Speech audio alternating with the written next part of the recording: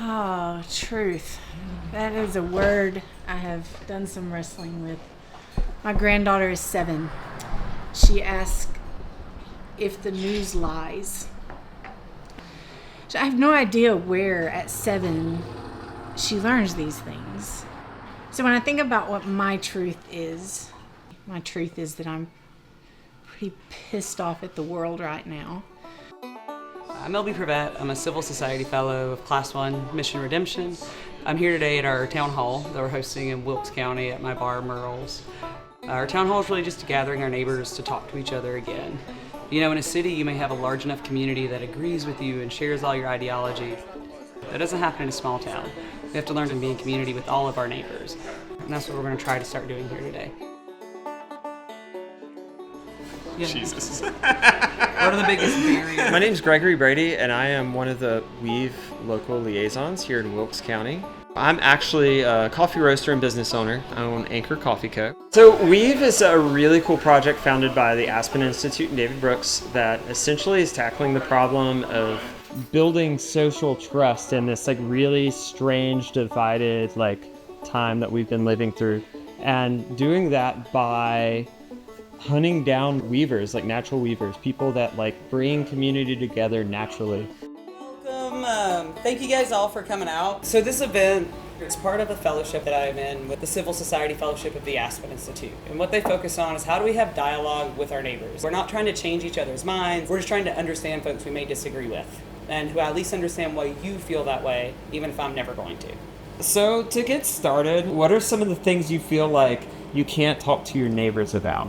What is it in your gut that's driving you to want to have those conversations with them? One of the things that drives me to want to have those conversations is when I hear neighbors or friends sharing misinformation, because I know at their core they are fine people and they have strong values, but somehow those values have been warped and shaped by misinformation. I think that the best way to bridge these gaps is to show people I'm willing to hear you because I know deep down that we share these common things.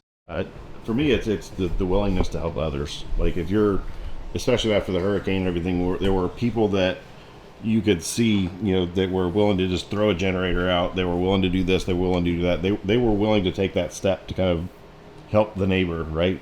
A lot of the things that have been difficult conversations around some of those were in a scenario where we were both helping somebody else. If I'm around folks, even if they're insulting an identity I don't hold, if I don't speak up for them, I might as well have said it. I'm comfortable with that. If it's said in my present and I don't check it, I'm cool with those things. And sometimes it's not even about changing their mind so much it is positioning to others that you're safe, so that people who are on the fence and still aren't rooted see it. Has the person I'm talking to ever had their heart broken? When have you had to bury someone you love? When have you just experienced, because that's always true for everyone. We've had love, we've had loss, and we kind of remember that as humans, we feel the same every day. As humans, we move through the world with that same aches and ebb and flow of emotions. But when we get into the politic, we forget that. When we start thinking we're ideas, like you said, Brennan, an idea versus a belief, we start thinking people are made up of beliefs, when in reality they're made up of memories and stories.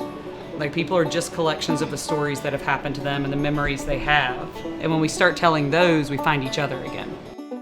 At the end of the day, I think everyone is so, deep down concerned with just being enough. Gay enough, straight enough, Christian enough, American enough, white enough, black enough. People long for connection, not division. At the root of who we are, we want to sit at the table and, break bread with folks, even though I am gluten intolerant.